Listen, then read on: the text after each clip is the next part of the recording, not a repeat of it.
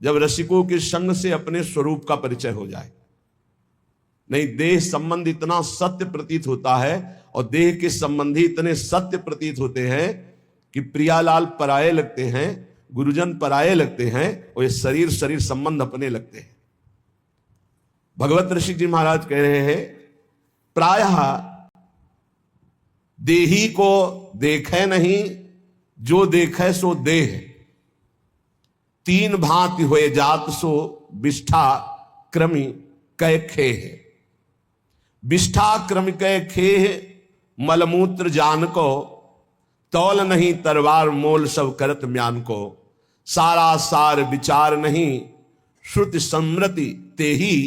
तिनही न भगवत मिले, तिनही न भगवत मिले, देह मानत जे देही।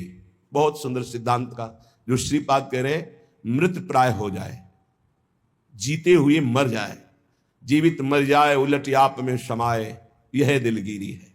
ये प्रेम का मार्ग है, ये भगवत मार्ग है। मरना तो है ही, आज नहीं तो कल। तैयारी करो या ना करो, अचानक घटना घटेगी, मर जाओगे। अमर होके जाओ, स्वरूप बोध करके, भगवत प्राप्ति करके, तब तो यहां आना सार्थक हुआ। भगवत ऋषि जी कह रहे हैं, देही होता है आत्मा, जो इस देह को मैं माने हुए है। बड़ी भूल है, बड़ी भूल, इससे बड़ी कोई गलती नहीं हो सकती। और ये सब इसी गलती में फंसे हैं। चराचर जगत इसी गलती में माया फांसे है। ये शरीर मैं हूं, ऐसा पूरा का पूरा भ्रम है। और 100 में 100% शरीर नहीं हूं। 1-8% भी होता तो बात, 100 का 100% बिल्कुल हमसे शरीर अलग है, हम शरीर से बिल्कुल अलग है। किसी भी तरह हमारा शरीर से संबंध नहीं बनता। ये जड़ है, हम चैतन्य हैं। ये विनाशी जो मैं है वो अविनाशी है। ये परिवर्तनशील वो एक रस, ये सीमित वो असीम। इसकी और अपने स्वरूप की तुलना ही नहीं हो सकती। तो देही को देखे नहीं, जो देखे सो देह। कोई स्वरूप की तरफ तो देख नहीं रहा, जिधर देखो सब देह को ही देख रहे हैं। देह की ही आसक्ति, ये मेरी पत्नी, मेरा पुत्र, मेरे पिता, मेरे माता, ये मैं, गोरा काला, ऊंचा नीचा। मेरा स्वरूप क्या है, इसकी तरफ कोई नहीं देख रहा, अपनी तरफ कोई नहीं देख रहा, देह की तरफ देख रहा। यही खास दुर्गति का कारण है। इसलिए हम कहते हैं कि आप अगरबत्ती ना लगाओ, आरती पूजा ना करो, चलेगा। आप नाम जप करो। अगर नाम जप करोगे तो सच्चिदानंद नाम है, वो आपको देह भाव से हटाकर स्वरूप में स्थित कर देगा। नाम जप करते हुए जब हृदय निर्मल होता है, अपने आप स्वरूप का बोध होने लगता है। वहां अकल नहीं लड़ानी पड़ती कि मैं शरीर नहीं हूं, मैं सूक्ष्म शरीर नहीं हूं, मैं कारण शरीर नहीं हूं। नहीं, जहां हृदय अंतःकरण निर्मल हुआ, अपने आप बोध होने लगता है। नाम जप, नाम जप, जितना नाम जप करोगे उतना हृदय निर्मल होगा, उतना ही शरीर आसक्ति हटती जाएगी। शरीर का राग हट जाना ही परमार्थ की सिद्धि है। यहां शरीर का सुख ही सिद्धि माना जाता है। मान सम्मान, खान पान, व्यवस्था, प्रणाम, नमस्कार, वाहवाही, यही अविद्या है, यही माया है। और इसी को हम भगवान की कृपा मानते हैं कि बड़ी कृपा है। ये कृपा नहीं, कृपा है कि शरीर और शरीर संबंधी भोग, मान, प्रतिष्ठा से मन उदासीन हो जाए। ये बहुत कठिन बात है। बिना भजन के नहीं होगी, बिना भजन के नहीं। भजन किए बिना आप चाहे वेदांत कंठस्थ कर लो, दूसरों को सुना लो, लेकिन स्वरूप बोध नहीं हो सकता। नायमात्मा प्रवचनेन लभ्या न मेधया न बहुना श्रुतेन। चाहे जितने बुद्धिमान हो, चाहे जितना सुन रहे हो, जब तक भजन नहीं करोगे तब तक बात नहीं बनेगी। देही को देखे नहीं, जो देखे सो देह। और ये देह क्या हो जाएगी, तीन भांति हुए जात सो विष्ठा क्रम के खे। गाड़ देंगे तो कीड़ा पड़ जाएंगे, फेंक देंगे कछुआ मछली कौआ ऐसे खा करके विष्ठा बना देंगे, जला दिया जाएगा तो राख हो जाएगा। यह है इसकी अंतिम गति शरीर की।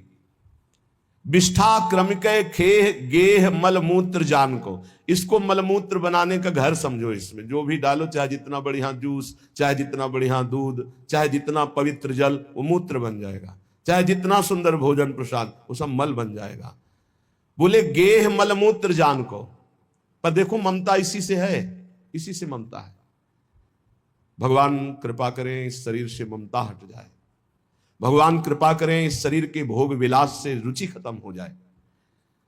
बोले संसार के लोग तलवार का तौल नहीं करते, मोल करते हैं म्यान का। ये म्यान है, तलवार को नहीं देखते। म्यान के अंदर जो देही, इस शरीर के अंदर जो आत्म तत्व है, उसको कोई नहीं जानता, उसका कोई परिचय नहीं पाता। देखो आज जिससे आप प्यार कर रहे हो, चाहे पत्नी हो, पुत्र हो, माता पिता, कोई भी हो, जब वो आत्म तत्व अंतर ध्यान हो जाता है तो आप कितनी देर प्यार कर सकते हो? फिर नहीं कर सकते। चाहे कोई भी हो, चाहे जितना पूज्य जन हो, जहां वो आत्मस्वरूप अंतर्हित हुआ, बस उस शरीर से हम अपना नाता तोड़ देते हैं। इसका मतलब हम नाता शरीर से पहले भी नहीं रख रहे थे, हम उसी तत्व से रख रहे थे, पर हमारा ज्ञान उधर गया नहीं, शरीर तक ही सीमित रहा, इसलिए हमारी दुर्गति हो गई। सारा सार विचार नहीं श्रुति समृति ते ही। सार असार का विवेक नहीं है, क्योंकि सत्संग नहीं हुआ। शास्त्र सम्मत, स्मृति सम्मत जो सत्संग है वो हमें प्राप्त नहीं हुआ, इसलिए विवेक नहीं हुआ। और विवेक ही सार और असार इसका निर्णय कर पाता है। विवेक, बुद्धि तो सबके है, लेकिन विवेकवान कोई कोई होता है। विवेक का परिचय सार वस्तु पर जाता है। सार क्या है? आत्म तत्व, श्री भगवान।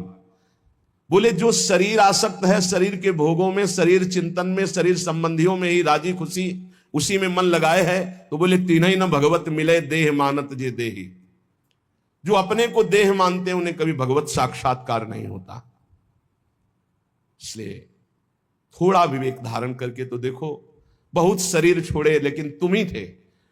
जैसे इस जन्म में ही हमने शिशु अवस्था, बाल्यावस्था, यौवन अवस्था ये छोड़ते हुए चले आ रहे हैं, लेकिन हम ही थे बालक, हम ही थे जवान, हम ही वृद्ध हो रहे, ऐसा भान होता है। ऐसे हम ही अनंत योनियों में भटकते हुए चले आए। शरीर छूटते गए लेकिन मैं वही रहा, शरीर की अवस्थाएं बदलती गई लेकिन मैं वही रहा।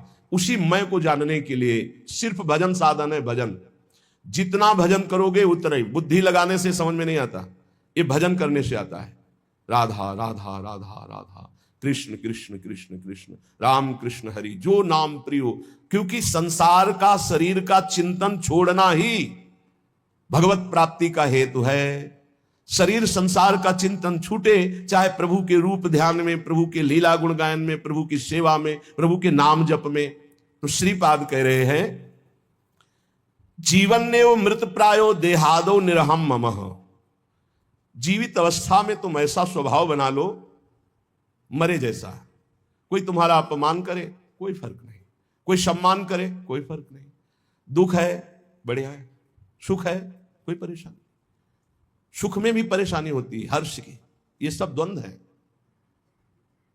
सुख और दुख, मान और अपमान, लाभ और हानि, निंदा और स्तुति, इन द्वंद्वों से जो परे है वो मृत प्राय जीवित है, वो जीवन मुक्त महापुरुष है।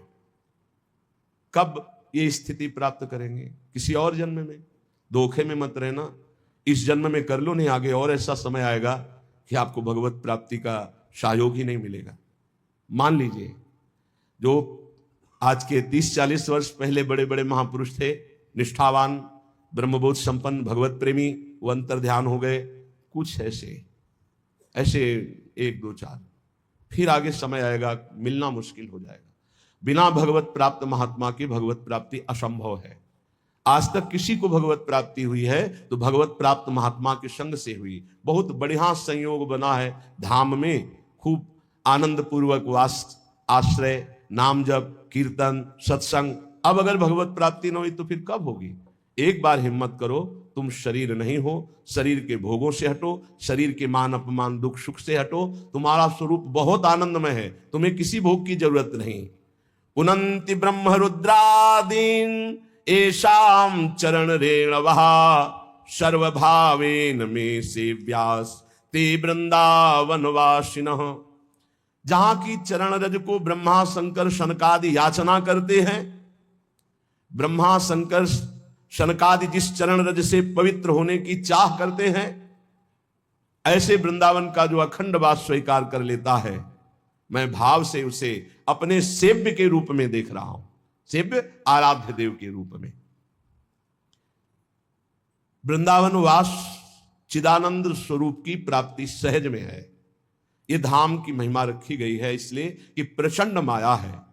साधना करके माया को परास्त करके निकल जाना, ये तो केवल भगवान की कृपा पात्र की ही सामर्थ्य, दूसरे की सामर्थ्य नहीं। विश्वास कीजिए, एक क्षण में मन ऐसा पलटी मार जाता है कि जिसे समझा जाता है कि बहुत बैरागी है, जीवन में वैराग्य प्रधान है, वही भोगी हो जाता है, वही रागी हो जाता है। एक क्षण में पलटी मार जाता है मन।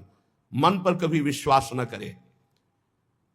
ये धाम का जो आश्रय है, धाम का जो वास है, ये भगवत प्राप्ति कराता है। गुरु चरणों का जो आश्रय है, प्रिया प्रीतम के चरणों की जो ठसक है, ये भक्ति ये ऐसी परम पावन प्रेममयी भक्ति प्रकाशित होती है जिससे देह भाव रहती हुई भी भगवत प्राप्ति हो जाती है।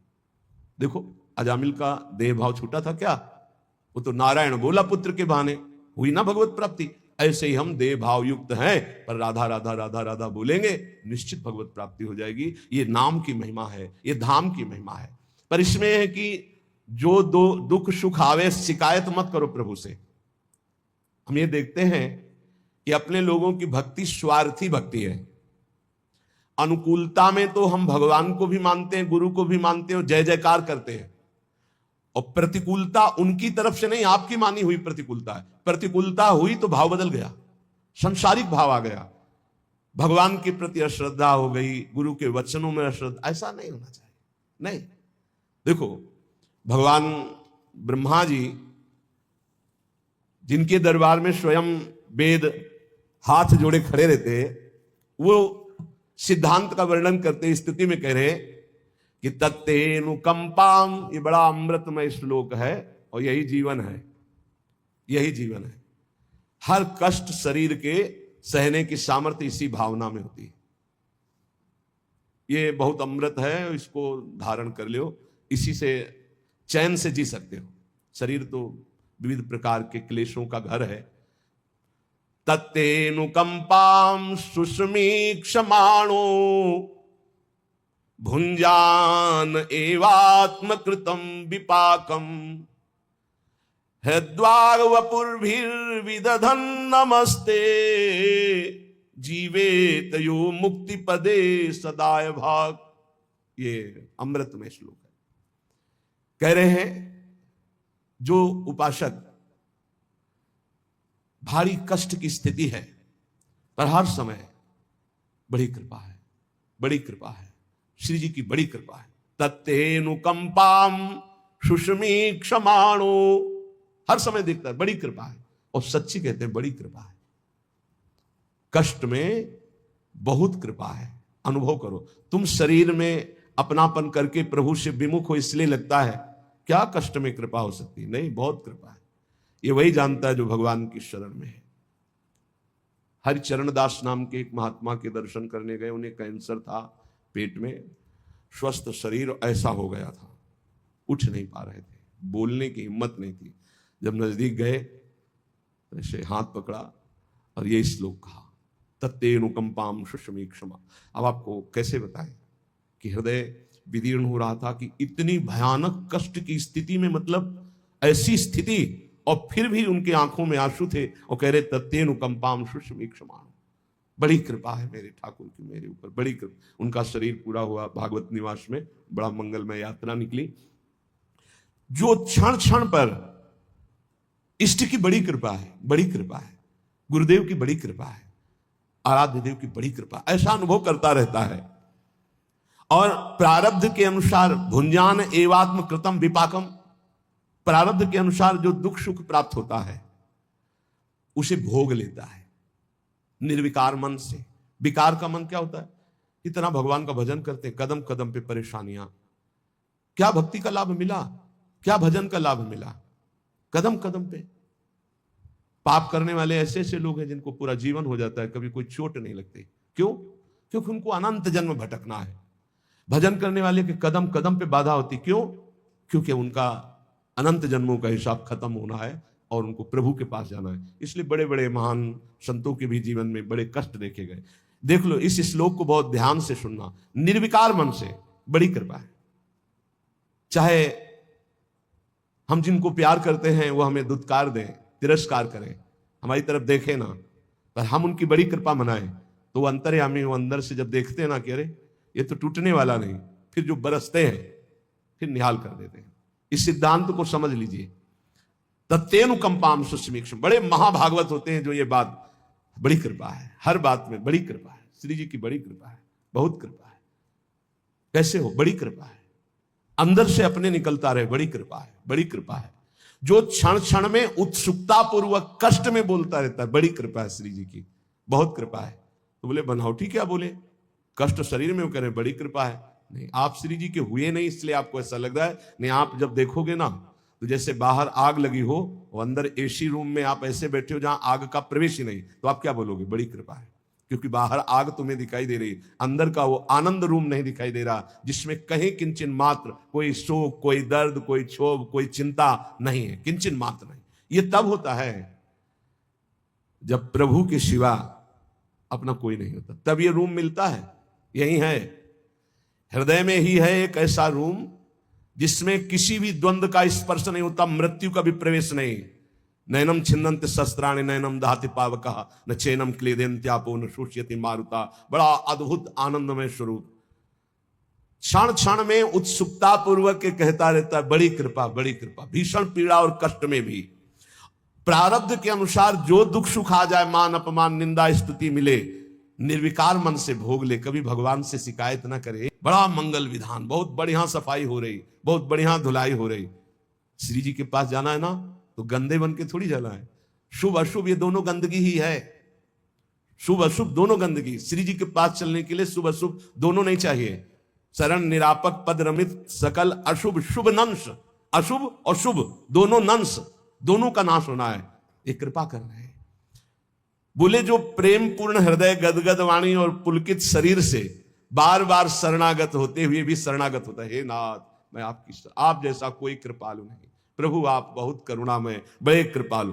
बोले जैसे पिता की प्रॉपर्टी संपत्ति पर पुत्र का अधिकार हो जाता है, ऐसे उस भक्त का अधिकार भगवत प्राप्ति पर, भगवान पर हो जाता है। परम पद का अधिकारी हो जाता है, वो भगवान पर अधिकार कर लेता है, जो हर क्षण कृपा का अनुभव करते हुए दुख सुख को सह लेता है। शिकवा शिकायत नहीं, ये नहीं, ये इस मार्ग में नहीं। एक बार हिम्मत कर लो, निकल चलो। सच्ची मानिए, भगवान के आश्रय से भगवान की कृपा का अनुभव करने वाले को जो पद मिलता है वो किसी और साधना से नहीं मिलता है। ब्रह्मा जी कह रहे, ज्ञाने प्रयास मुदपाश्य नमंत एव जीवंति सन्मुखरिताम भवदीय वार्ताम स्थाने स्थिता श्रुतिगताम तनुवांग मनोभिर ये प्रायसो अजित जितोप्यसि तैस्त्रिलोक्याम।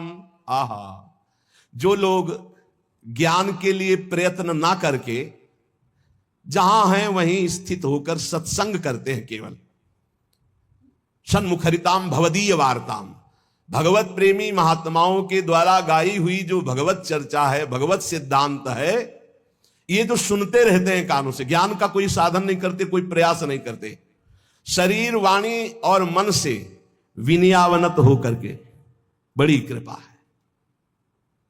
हमारा जीवन ही है सत्संग, बड़ी कृपा है, भगवान हमें सत्संग दे रहे। तो बोले यद्यपि आपको अजित कहा गया है, त्रिभुवन में कोई आप पर विजय नहीं प्राप्त कर सकता, पर हे अजित वो आपको जीत लेता है, वो आप पर विजय प्राप्त कर लेता है, आप उसके अधीन हो जाते हैं। किसके?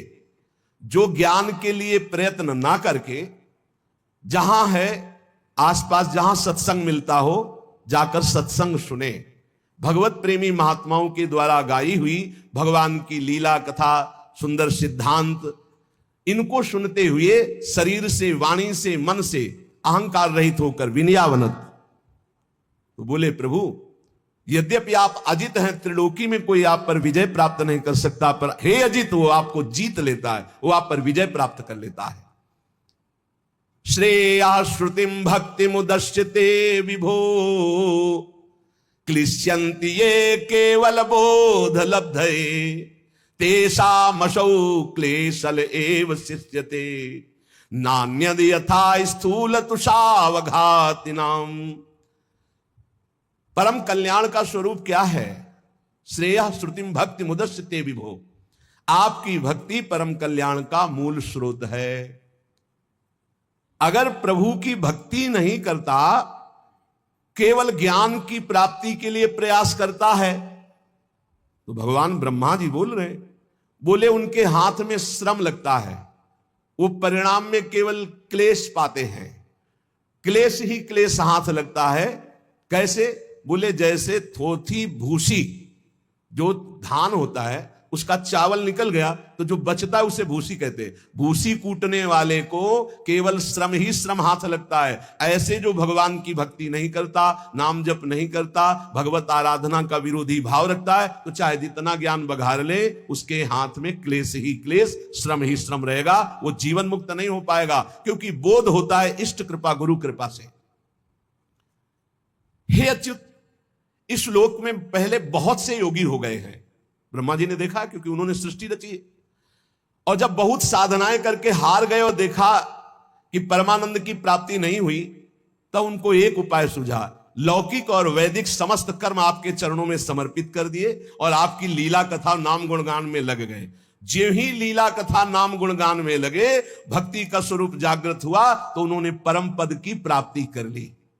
सार बात भगवान की शरण में होकर नाम जप करते हुए, सत्संग सुनते हुए, लीला गुण गायन करते हुए, हर क्षण चाहे जैसा दुख सुख की परिस्थिति हो, भगवान की बड़ी कृपा है ऐसा मनाते रहने वाले को ऐसे परम पद प्राप्त हो जाता है जैसे पिता की प्रॉपर्टी पर, संपत्ति पर पुत्र का स्वतः अधिकार हो जाता है। भगवान, कितने आश्चर्य की बात है कि आप हैं अपने, आप ही अपने हैं, हमारी आत्मा है, पर लोग शरीरों को अपना मान रहे हैं और आपको पराया मान रहे हैं। आप देखो, हृदय से देखो, भगवान कोई पराये से लग रहे हैं। अपनेपन की पहचान क्या होती है? जब हम कहीं भी जाते हैं तो जिससे अपनापन होता है उसके लिए सुख की चाह होती है। जैसे हम बाजार गए, कोई अच्छी चीज देखी, तो जिससे हमारा अपनापन होगा अधिक, उसकी याद आएगी, ये अमुक वस्तु उसको बहुत प्रिय है, उसको ले चलते हैं। ऐसे हम भगवान के पास भी जाते हैं तो क्या मांगते हैं? जिससे अपनापन होता है उसी को मांगते हैं। हमारा बेटा ऐसा हो जाए, हमारे धन बढ़ जाए, हमारे ये हो जाए, वो। इसका मतलब अपनापन धन से है, पुत्र से है, पत्नी से है, संसार से, प्रभु से नहीं। प्रभु, कितने आश्चर्य की बात है कि आप हैं अपनी आत्मा, आप हैं अपने, पर लोग आपको पराया मानते हैं, शरीर और शरीर संबंधियों को अपना मानते हैं। और कोई नहीं हुआ, कभी नहीं हुआ हमारा। कितने जन्म व्यतीत हो गए, अब ऐसे ये भी जन्म व्यतीत हो रहा है प्रभु को अपना मानने के लिए। अभी कल्या परसों एक प्रश्नकर्ता ने प्रश्न किया कि जब भगवान हमारी बात नहीं सुनते हैं तो हमें भगवान पर विश्वास नहीं रहता, अश्रद्धा हो जाती है। भगवान हमारी बात नहीं सुनते। पूरी सृष्टि में अगर तुम्हें कुछ भी चाहिए तो तुम्हारे पास तप होना चाहिए, भजन होना चाहिए, पेमेंट है। भगवान पर श्रद्धा करने की बात मुक्ति के लिए, परम पद के लिए, कामनाओं की पूर्ति के लिए तुम्हारे पास तप होना चाहिए। ब्रह्मा जी ने करदम जी को कहा, हमारी आज्ञा है जाओ सृष्टि का विस्तार करो। तो उनका सृष्टि के विस्तार के लिए तो पत्नी चाहिए। मन में सोचा, अब मुझे पत्नी कैसे मिलेगी? तो ये नहीं कहा हे भगवान सुंदर पत्नी दे दो, नहीं, 10,000 वर्ष तक तपस्या की, फिर भगवान प्रकट हुए। कहा हमें सुंदर पत्नी चाहिए। बोले विश्व की सर्वश्रेष्ठ सुंदरी और महान धर्मयुक्त महाराज मनुष्य रूपा से प्रकट हुई श्री देहूति जी। ऐसे थोड़ी कि तप न करो, व्रत न करो, भजन न करो, हे भगवान मुझे ये दे दो। ऐसे ऐसे पूरी सृष्टि श्री भगवान की है। भगवान को चाहोगे कि भगवान मुझे मिल जाओ, तो वो कृपा करके भजन देंगे, वो आगे बढ़ जाओ। संसार की वस्तु चाहे नहीं, तुम्हारे पास तप होना चाहिए, पुण्य होना चाहिए। अगर नहीं है तो तुम्हारी श्रद्धा करने से वहां कोई फर्क नहीं पड़ता। खुली बात समझ लीजिए। तुम्हें अपनी कामना पूर्ति करनी तो सांगो पांग उतना तप, उतना भजन, उतना साधन होना चाहिए। नहीं है तो केवल अगरबत्ती लगाने से नहीं चल जाएगा। एक अगरबत्ती लगाओगे तो एक अगरबत्ती की पैकेट की व्यवस्था कर देंगे, एक पैकेट लगाओगे तो 100 पैकेट की व्यवस्था कर देंगे, 1 रुपया चढ़ाओगे तो 1 लाख की व्यवस्था कर देंगे। इतने धनी है, पर उसमें भी अपराध न बने तो, अपराध बन गया तो और हानि हो जाएगी। मान लो मंदिर गए, आपका दोष दर्शन हो गया, किसी की निंदा कर दी, सांगो पांग अनुष्ठान पूर्ण होने पर तब कामना की पूर्ति होती है। कितने आश्चर्य की बात है कि आप हैं अपनी आत्मा, पर आपको लोग पराया मानते हैं और शरीर आदि हैं पराये। यही भगवान की बड़ी माया है। ये बहुत प्यारा लगता है। इसको छोड़ने की बात आने पर देखो कैसा धक धक होने लगता है। अभी छोड़ने की बात सोचो कि ये छूट जाएगा तो कैसा लगता है। यार भगवान ऐसी कुछ कृपा करे कि ये अविनाशी हो जाए, ये ना छूटे बस, और ये छूटेगा। भगवान ने अवतार लिया तब उनका शरीर छूटा, तो तुम्हारा क्या बात है। भगवान ने जब दिव्य तनु धारण किया चिदानंद, तो वो भी अंतर ध्यान की लीला की कि नहीं की, तो फिर तुम्हारा पांच भौतिक तुम्हारा तो छूट